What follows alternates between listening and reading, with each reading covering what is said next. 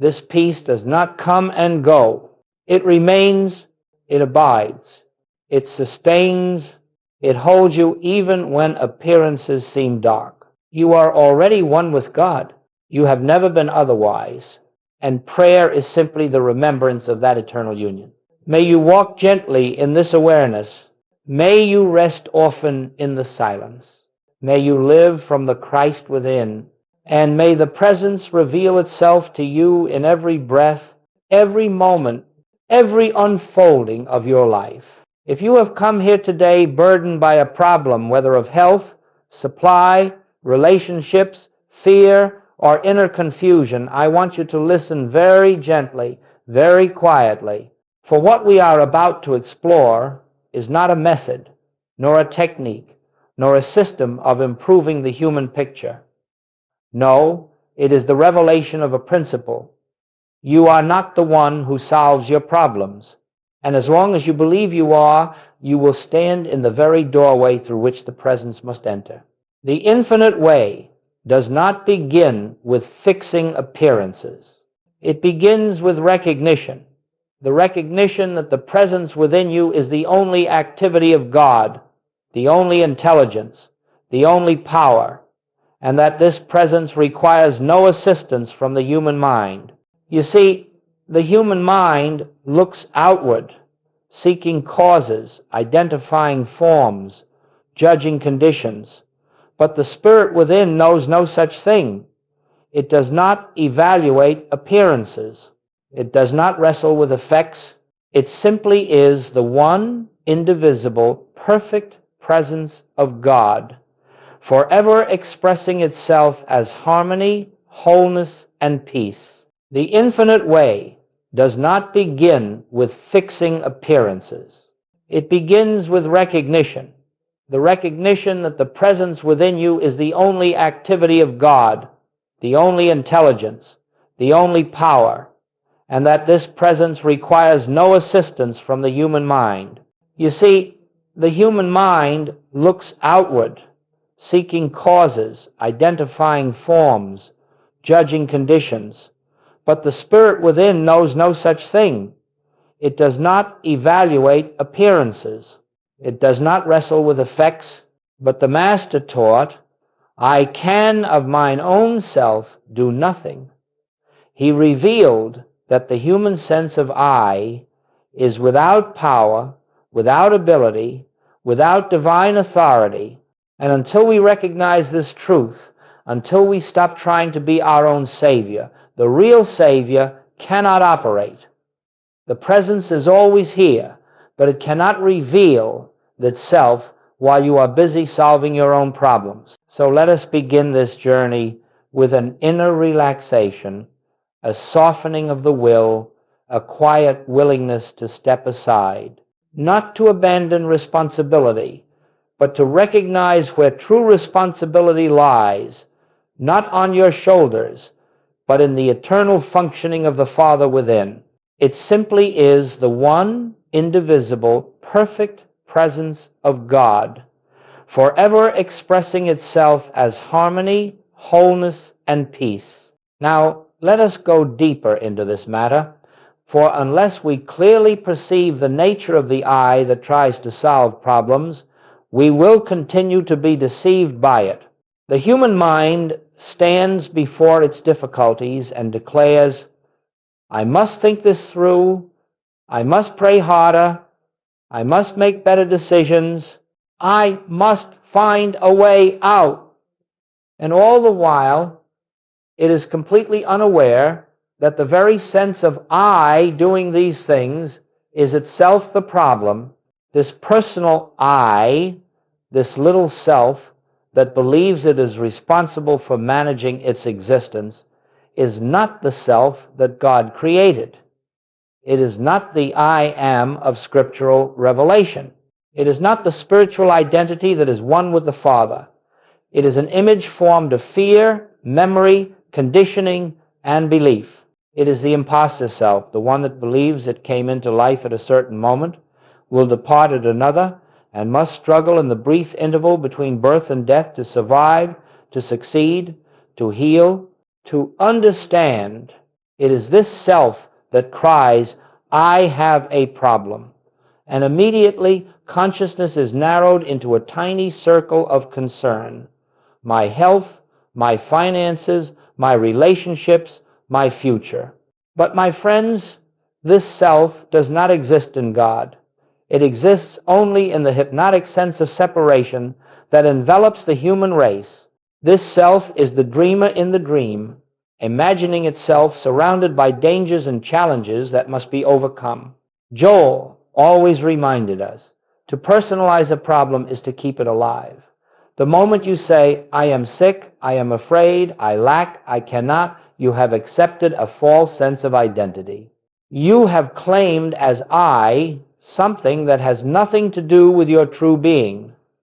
And this false identity immediately assumes it must protect itself, defend itself, and heal itself. But the spiritual I, the real I, has no such burdens. The spiritual I is pure consciousness, pure being, pure presence. It never entered the problem, and therefore it needs no escape from it. It never fell into lack, so it needs no supply. It never became fearful, so it needs no courage. It never suffered, so it requires no healing. The entire drama of struggle belongs to the personal sense of I, and this is precisely why no lasting peace can ever be found through human effort. As long as you believe yourself to be the little self who must overcome conditions, you will live within a cycle of temporary improvements followed by new challenges. The Infinite Way invites you to look at this personal problem solver and recognize its unreality. Notice how it always speaks in terms of my need, my situation, my fear. Notice how it continually reacts to appearances, how it rushes into activity, how it is driven by urgency, impatience, and desire. Then ask yourself, is this the voice of the Christ within me? You will find that it is not. The personal problem solver is a mask worn by the human mind.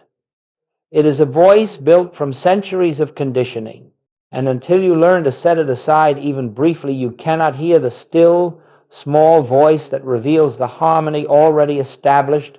The Master said, "Take no thought." That is not a poetic sentiment. It is an instruction to lay down the personal mind, to relinquish the false identity that believes itself responsible. For the moment you stop taking thought, the presence begins to speak. The moment you cease struggling, the divine activity moves freely.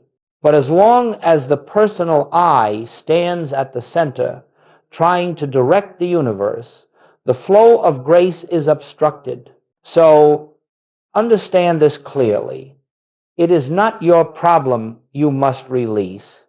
It is the sense of a personal self that has a problem. When this false I dissolves in your awareness, even for a moment, the entire landscape of your experience changes.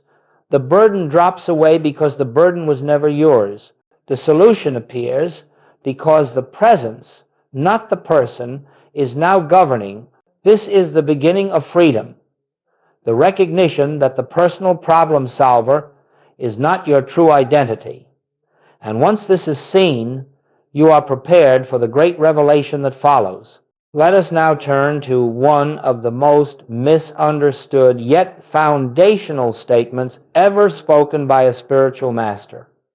I can of my own self do nothing. Many have read these words, repeated them, even admired them, but few have entered into their living reality. For this declaration is not humility, nor is it a pious expression meant to inspire reverence. It is a spiritual law. It describes the nature of reality itself. When the Master said, "I can of my own self do nothing," he was drawing a clear line between the personal sense of self, the human I, and the true self, the Christ, the infinite presence functioning as individual being. He was revealing that the human identity, the one born of flesh and educated through experience, possesses no spiritual power whatsoever. It does not heal. It does not save. It does not guide. It does not supply. It can only react to appearances.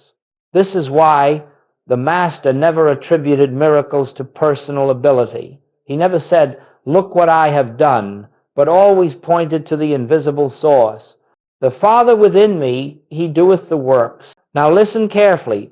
This same Father, this same presence, this same spiritual activity is within you right where you stand. There is not one presence in the teacher and another in the student. There are not two powers, one divine and one human. There is only the one expressing itself through the degree of awareness that you bring to it. When you attempt to solve your problems through personal effort, you are living as though this great truth were not present. You are, in effect, saying, "The Father within me is insufficient. Therefore, I must think, plan, manipulate, and struggle on my own." That attitude is the denial of the very principle by which spiritual healing and harmony unfold. But the moment you accept deeply, sincerely, that I can of my own self do nothing, you do not become weak. You become transparent. You become receptive. You become a clear instrument through which the infinite activity of God flows unimpeded. The human mind steps aside, and the Christ takes its rightful place. You see, this law does not strip you of power. It frees you from the false belief that human power is necessary. The strain of living drops away. The compulsion to manage life dissolves. And in its place, something wondrous begins to happen. An inner stillness appears, a quiet assurance, an awareness of being that knows no fear and carries no burden. Now, many will say, "If I do nothing, will not my circumstances deteriorate? Will not everything fall apart?" And the answer is this: the nothing that you do is the absence of human will, not the absence of divine activity. When the human self ceases its frantic attempts, the spiritual self takes over, and it does the work far more beautifully, harmoniously, and wisely than the personal mind ever could. This is the very essence of the infinite way, that the presence within you, your true identity, is the actor, the healer, the provider, the intelligence that arranges all things in perfect order. You are not asked to improve your life. You are invited to stand aside and witness the activity of God. The human eye seeks results. The spiritual eye rests in truth, and where truth is realized, results appear of their own accord. This is the law. The human mind can do nothing, but the Father within doeth all things. And the moment you acknowledge this, a shift begins, quiet at first, almost imperceptible, yet profound. You feel the burden lifting, not because the problem has changed, but because the false sense of I has been dethroned. The true I, the I of spirit, takes its place, and from that moment on, the resolution is already unfolding. Now we are ready to explore how this spiritual law leads us to the next great truth, that all problems share the same root, and therefore all answers arise from the same source.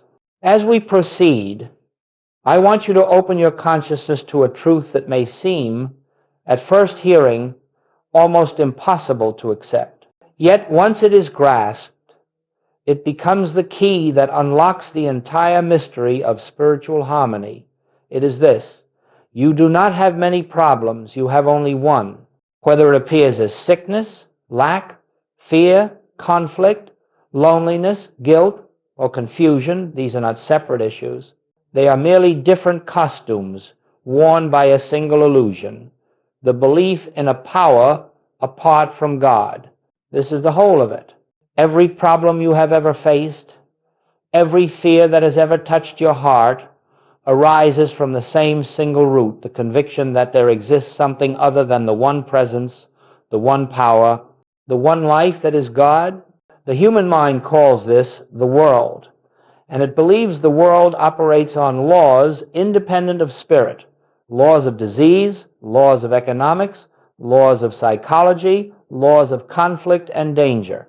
And so it fights these laws with treatments, techniques, strategies, and prayers aimed at changing outer conditions. But the moment you accept two powers, spirit on one side and appearance on the other, you have entered the realm of fear. The moment you believe that sickness has power, or money has power, or human personality has power, or circumstances have power, you are living in the belief of duality. And duality is the only problem you will ever know. This is why the Master declared, "Resist not evil." He was not inviting passivity. He was revealing that evil, meaning any appearance of discord, possesses no actual power to resist. To fight it is to grant it reality. To oppose it is to accept it as something that stands outside the one. And the moment you treat a condition as a power, you have turned your back on the truth of omnipresence. The Infinite Way tells us that there are not two. There is not God and disease, God and lack, God and conflict. There is only God. And all that appears as discord is but the shadow cast by a momentary lapse in recognition, nothing more. It seems real, it feels real, it frightens and pressures you, yes, but its only substance is the belief that you stand separate from the source of all harmony. Now imagine, if you can, the freedom that dawns when this is fully realized. Imagine seeing every discord as nothing more than a disguise for the same fundamental illusion. Then healing becomes simple. Then prayer becomes effortless. Then life ceases to be a series of crises and becomes a continuous unveiling of the one presence. This is why Goldsmith's work produced so many healings without ever addressing the specific appearance, whether a person came with cancer or bankruptcy or despair. The treatment was the same. Dissolve the belief in two powers. Bring consciousness back to the recognition of one life, one law, one being. When the sense of separation is lifted, the appearance of discord melts because it never had existence in the presence of truth. Let us be clear. The problem is never the illness. The problem is never the lack. The problem is never the fear. The problem is the belief that these things have a power, a life, a cause, or a law of their own. The only problem is the belief in a selfhood apart from God. The only remedy is the recognition of God as the only self. Once this is seen even slightly, the so-called problem begins to lose its authority. It no longer stands as an opponent. It becomes a signpost pointing you back to the presence. And as you turn inward, not to fight the appearance, but to recognize the one, the appearance fades into nothingness, for that is what it truly is. Now that we understand all problems stem from one illusion, we are prepared to explore the great turning point in spiritual practice, the entrance into silence, where all resolution unfolds without human effort. Now that we have seen the nature of the problem, that it is not in the appearance but in the belief in a power apart from God, we come to the most essential turning point in all spiritual realization. It is the moment when you relinquish the instinct to wrestle with appearances and, instead, enter the silence where the presence reveals itself. This silence is not an escape nor a retreat from responsibility. It is the highest form of responsibility. For in this silence, the human sense of self steps aside, and the activity of God begins its perfect work. Let us understand this clearly. You do not enter the silence to get rid of a problem. You enter the silence to recognize the presence, and in the presence of the presence, the problem dissolves of its own accord. When you sit quietly, not seeking, not asking, not pleading, not directing, you reverse the entire pattern of human life. You move from the realm of effects into the realm of cause. You cease trying to manipulate shadows and turn inward to the light that casts the shadows. This is the moment when you stop trying to make truth act and allow truth to reveal itself. The silence is not merely the absence of words. It is the absence of the personal problem solver. It is the suspension of that inner activity which insists, I must think this through. I must pray for a solution. I must somehow compel God to act. All such thought is based in the belief of two powers and keeps the mind bound to the very condition it wishes to escape. In the silence, you let go of the belief that you are the doer. You relinquish the inattention. You soften the will.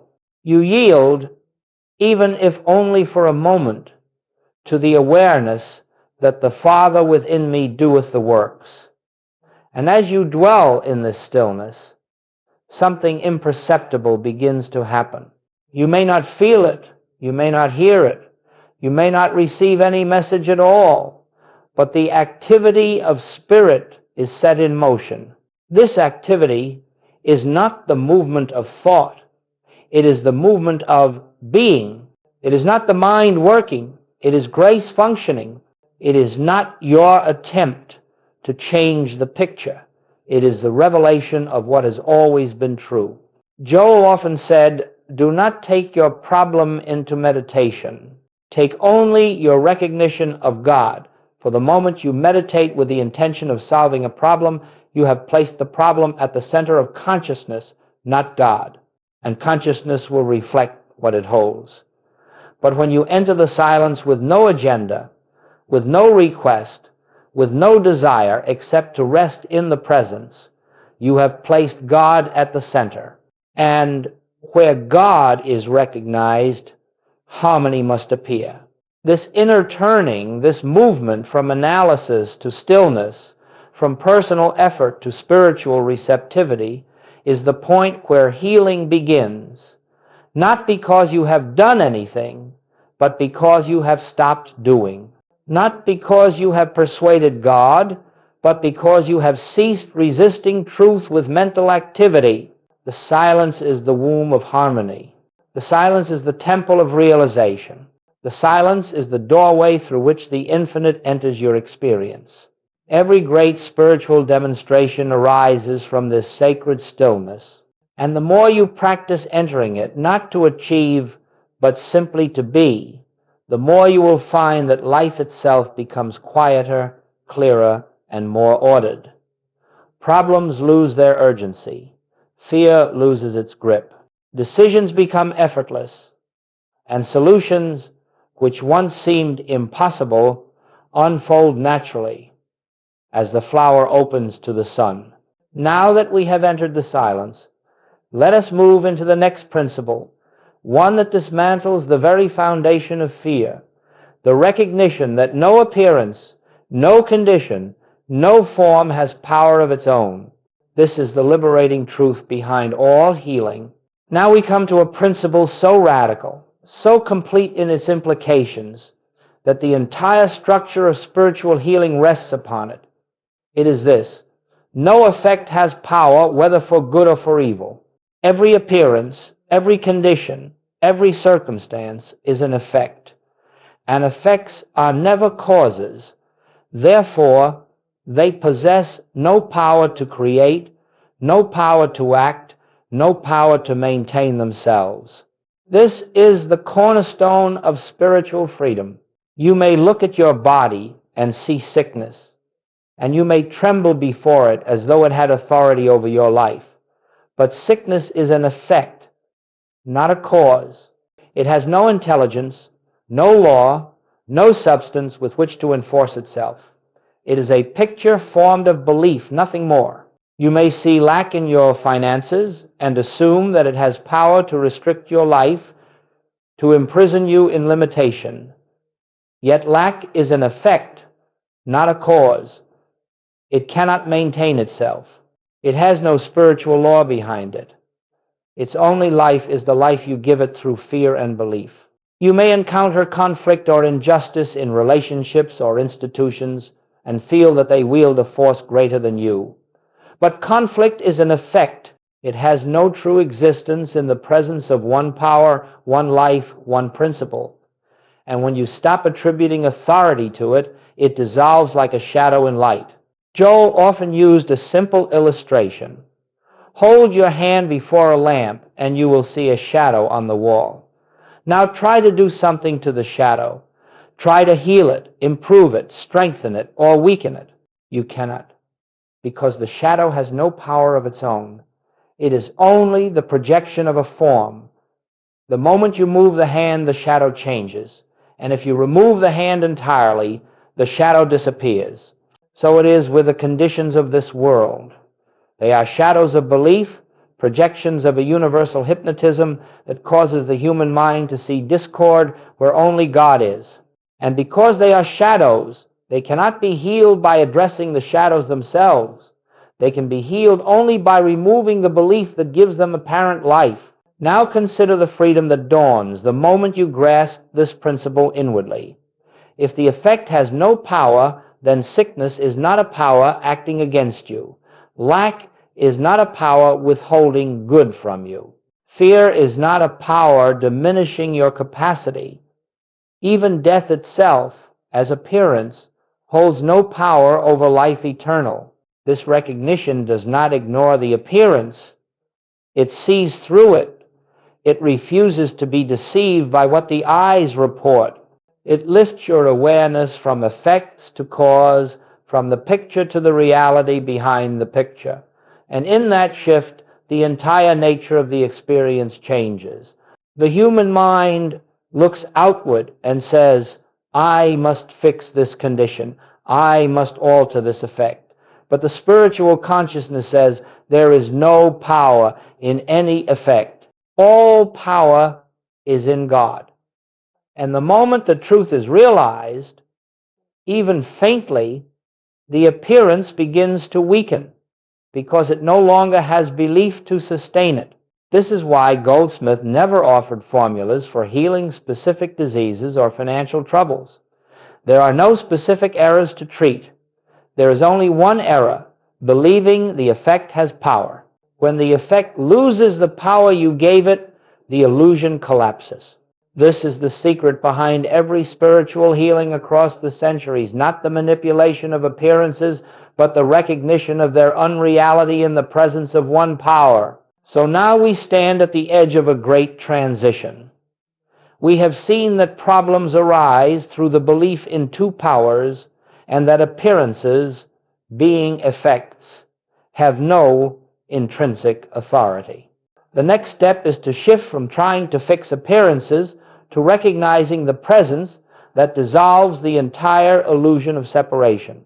This is the essence of spiritual living, a turning away from the world of appearance and a turning to the presence that is always here, always whole, always perfect. Now we come to the pivotal movement in spiritual life, the very moment when the seeker ceases to be a seeker and becomes an instrument of revelation. It is the shift from seeking solutions to recognizing the presence. Until this shift occurs, all prayer, all study, all meditation is still entangled in the belief that something is missing, something must be achieved, something must be attained. But the instant you turn from seeking to recognizing, you step into the atmosphere of truth where harmony is already established. Seeking always implies separation. The one who seeks is convinced that God is elsewhere, that fulfillment is elsewhere, that peace, supply, safety, and wisdom exist somewhere beyond one's present awareness. And so the mind stretches outward toward people, toward conditions, toward teachings, toward methods attempting to grasp what it believes it lacks. But the very act of seeking denies the presence. It proclaims without words, God is not here, good is not here, I am not whole. Recognition, however, is the opposite. Recognition beholds the presence as already here, already functioning, already complete. Recognition does not ask, it acknowledges. Recognition does not reach outward, it turns inward. Recognition does not strive, it rests. And in this resting, the truth begins to reveal itself as the very substance of your being. This is why the Master taught, seek first the kingdom, not as a far-off realm to be found through effort, but as the inner awareness of the presence that is always at hand. The kingdom is not a place, it is a state of consciousness, and you enter it not by striving, but by recognizing that you and the kingdom are one. When you shift from seeking solutions to recognizing the presence, a remarkable thing happens.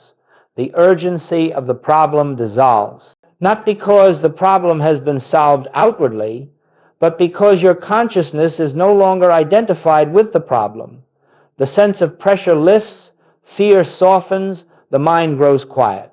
And in this quietness, the presence announces itself not as a voice, not as a sign, but as a deep inner assurance that all is well. This assurance is not optimism, it is not positive thinking, it is not mental suggestion, it is the actual awareness of God as the only life and law governing your being. And where God is recognized, there can be no opposing force. The moment you recognize the presence, the belief in two powers is dissolved, and the so-called problem loses its foundation. Now, what does this recognition look like in practice? It is simple, though not always easy. When a challenge arises, instead of rushing to fix it, you pause, you breathe, you turn inward and say silently, without strain, "Father, you are here," or simply, "Thy presence is the answer." You acknowledge that the solution does not lie in your thought, nor in the outer condition, but in the invisible activity of spirit. As you hold this recognition, even briefly, a shift occurs within. You find yourself no longer fighting appearances. You feel a loosening of the grip that fear once held. And from this inner release, the outer situation begins to unfold in new and unexpected ways. It may take form as healing. It may appear as supply. It may show up as reconciliation, inspiration, or quiet guidance. But the form is never your concern. Your only task is recognition. Recognition is the beginning of freedom because it turns you away from the world of effects and anchors you in the reality behind them. Recognition reveals that the presence is not something to acquire, but something to behold. And the more you practice recognition, the more you begin to see that the presence is not merely with you, it is expressing as your very being. Now, with this understanding, we are prepared to take the next step to enter into the consciousness that has no problems at all. For once you recognize the presence, you begin to live not as a human seeking God, but as the transparency through which God is revealed. Now, my friends, we come to the unfolding of a state of awareness that transcends the entire problem-solving mentality of the human race. It is the consciousness that has no problems because it recognizes no separation from the one presence. This is not an exalted state reserved for saints or mystics. It is the natural condition of your true being. It is the consciousness of Christ present in you as you, waiting only for recognition. When you begin to live from this consciousness, something subtle yet extraordinary occurs. You no longer meet the world as a human being trying to master circumstances. Instead, you meet the world as the individualized expression of God through whom harmony reveals itself effortlessly. You find yourself walking through life with a quiet assurance, a calm that is not based on evidence, and a peace that cannot be shaken by appearances. Why? Because you are beginning to see that nothing external has authority over the one that dwells within. Living from this consciousness does not mean you never face challenges. It means you no longer identify with them. They appear as clouds appear before the sun, But the sun is not disturbed by clouds. The sun does not chase them away, nor does it fear their darkness. It simply shines, knowing that clouds have no power to interfere with its nature. In the same way, the consciousness that knows its oneness with God does not panic before appearances. It does not ask, "How will I fix this?" It simply rests in the awareness, "I and the Father are one. The presence lives my life." And in that recognition, harmony begins to unfold. Now, how does this look in daily experience? A financial need arises, and instead of racing into anxiety, you turn inward and remember, the source of my supply is the infinite, not the visible. You drop the fear, and ideas appear, guidance, opportunities, unexpected channels. Not because you force them, but because the presence expresses itself as abundance. A physical symptom arises, and instead of identifying with the body and calling it my illness, you quietly recognize the life that animates this form is perfect, whole, and untouched.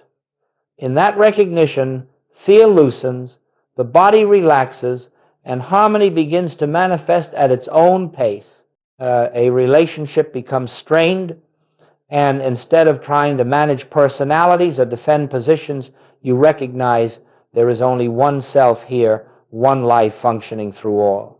And suddenly, tenderness appears where there was tension. Understanding emerges without effort. The Christ in you beholds the Christ in the other, and healing takes place. You see, when you live from the consciousness that has no problems, you live from the invisible cause, not the visible effects. You walk through the world as an instrument, not an actor. You find yourself responding to life with wisdom you did not think, with compassion you did not plan, with strength you did not muster. This is the activity of the presence. Joel often said, "You are not living your life. God is living it through you."